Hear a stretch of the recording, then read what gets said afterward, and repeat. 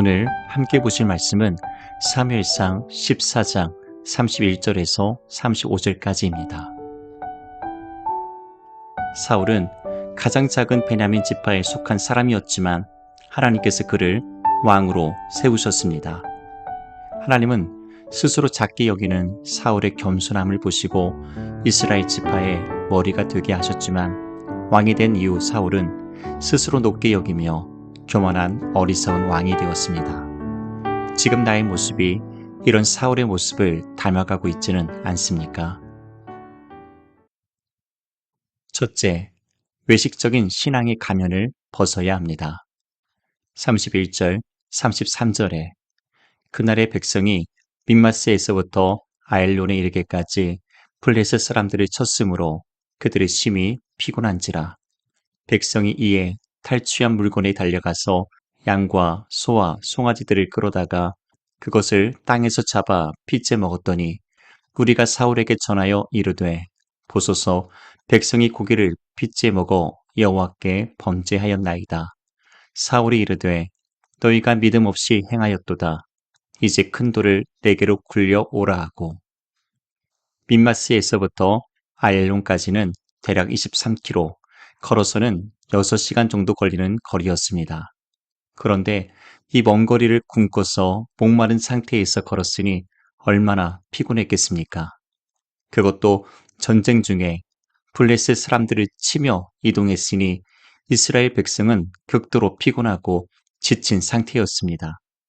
그렇게 온종일 싸우고 저녁이 되어 사울의 금식령이 풀리자 백성은 탈취한 양과 소와 송아지들을 잡아 핏째 고기를 먹었습니다. 마실 물이 없고 목이 마르니 율법을 어기는 줄 알면서도 짐승의 피를 함께 먹었던 것입니다. 그런데 전쟁에 승리하고도 이런 비참한 상황을 만든 사람은 바로 사울입니다. 사울이 이르되 너희가 믿음 없이 행하였도다. 사울은 자신이 명한 금식과 맹세 때문에 백성이 범죄했지만 오히려 믿음 없이 행했다고 정죄했습니다. 자신의 잘못으로 백성이 범죄했지만 자신은 회개하지 않고서 백성의 잘못만을 지적한 것입니다. 외식적인 사람은 다른 사람의 잘못만을 정죄하며 자신의 의로움을 나타냅니다.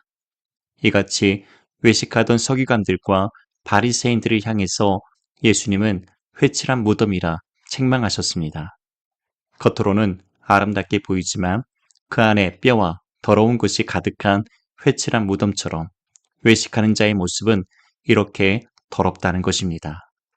사울은 백성의 잘못을 지적하며 정죄했지만 정작 자신의 더러운 죄는 감추고 여호와를 위한 거룩한 제단을 쌓겠다고 했습니다. 34절, 35절에 또 사울이 이르되 너희는 백성 중에 흩어져 다니며 그들에게 이르기를 사람은 각기 소와 양을 이리로 끌어다가 여기서 잡아먹되 핏째로 먹어 여호와께 범죄하지 말라 하라 하매 그 밤에 모든 백성이 각각 자기의 소를 끌어다가 거기서 잡으니라. 사울이 여호와를 위하여 제단을 쌓았으니 이는 그가 여호와를 위하여 처음 쌓은 제단이었더라. 이스라엘 백성이 핏째 고기를 먹은 것은 분명히 율법에 어긋난 범죄입니다. 그런데 먹고 나서 정신을 차려보니 고기를 핏째 먹었다는 사실을 깨닫게 된 것입니다. 당연히 하나님께 범죄했다는 죄책감에 사로잡혔을 것입니다. 사울왕 한 사람 때문에 이스라엘 백성 전체가 중대한 범죄에 빠진 것입니다. 그런데 사울은 범죄한 백성을 위해서 두 가지 제안을 합니다. 첫째는 백성을 위해 준비한 곳에서 고기를 잡아 먹으라는 것입니다. 사울의 감독하에 핏째 먹는 일이 없게 하겠다는 것입니다. 둘째는 여호와를 위하여 제단을 쌓겠다는 것입니다. 사울이 여호와를 위하여 제단을 쌓았으니 이는 그가 여호와를 위하여 처음 쌓은 제단이었더라. 얼핏 보면 사울이 백성을 진심으로 위하고 여호와를 위하여 제단을 쌓는 것처럼 보입니다. 그러나 처음부터 사울은 이런 일에는 관심조차 없었습니다. 어떻게 하면 전쟁의 공을 빼앗아 백성의 인기와 사랑을 독차지할 것인가, 오로지 그것에만 관심이 있었습니다. 그 결과 백성이 율법을 범하고 여호와께 범죄하는 원인을 제공한 것입니다. 그럼에도 사울은 왕으로서 먼저 회개하지 않고 백성만 탓하며 정죄했습니다. 오히려 백성을 사랑하는 위대한 왕처럼, 거룩한 제단을 쌓는 신실한 예배자처럼 자신을 꾸미고 포장했습니다. 앞서 사울은 이 전쟁의 공을 자신의 것으로 만들기 위해서 백성에게 혹독한 금식과 맹세를 강요했습니다. 또한 범죄한 백성을 향해서는 믿음으로 행하지 않았다고 정죄하고 자신만은 의로운 척 행하였습니다. 사실 사울이 여호와께 제단을 처음 쌓은 것도 이상한 일이 아닙니다. 사울은 평소 하나님께 제단을 쌓거나 예배를 드린 적이 거의 없습니다. 이번 블레셋과의 전쟁도 하나님께 묻거나 구하지 않고서 자기 멋대로 시작했습니다. 고작 600명의 백성으로 전쟁을 시작했는데도 무슨 자존심이 그렇게 강한지 하나님께 구하지 않고 제단을 쌓지도 않았습니다. 이는 사울이 얼마나 불신앙적인 완악한 왕이었는지를 잘 보여줍니다.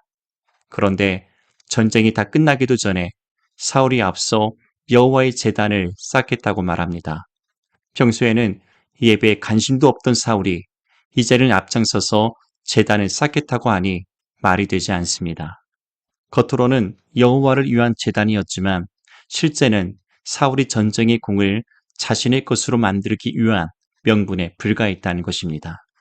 하나님께서 자신을 통해서 이 전쟁을 승리케 하셨다는 것을 백성 앞에서 공식적으로 과시한 것입니다. 결국 사울이 쌓은 이 제단은 백성의 속죄를 위한 것도 여호와께 감사를 위한 것도 아니었습니다. 오직 자신의 공명심에서 비롯된 거짓된 제단입니다. 겉으로는 백성을 사랑하고 하나님을 위한 선한 왕처럼 보였지만 그 속내는 처음부터 끝까지 회칠한 무덤과 같았습니다. 어떻게든 자신의 공을 사람 앞에 드러내고 그 인기와 관심을 얻고자 하는 사람, 평소 하나님을 찾고 구하지 않으면서도 필요할 때만 기도의 자리, 예배의 자리를 찾는 사람, 심지어 영적인 하나님의 일조차 자신의 성공을 위한 수단으로 삼는 사람, 자신의 잘못은 눈 감고 남의 잘못만을 비난하고 정죄하길 좋아하는 외식적인 신앙인에 불과했습니다. 하나님께서 왕으로 택하시고 세우셨지만 결국 사울은 끝까지 어리석은 왕 노릇을 하다가 하나님께 버림을 받은 것입니다. 사울이 이렇게 어리석은 왕 노릇을 했던 첫 번째 이유가 그의 외식적인 신앙 때문이었습니다. 하나님께 드리는 예배가 나의 만족과 기쁨을 얻기 위한 적은 없습니까? 지금까지 행한 헌신과 섬김이 나의 공명심을 위한 적은 없습니까? 사람에게 잘 보이려는 외식적인 신앙생활을 하고 있지는 않습니까? 하나님 앞에서 진실되고 참된 믿음의 삶을 살아갈 수 있도록 인도하여 주옵소서. 거짓되고 가식적인 신앙생활이 아니라 하나님 앞에서 참되고 진실한 믿음의 사람으로 살아가길 원합니다. 예수님의 이름으로 기도합니다.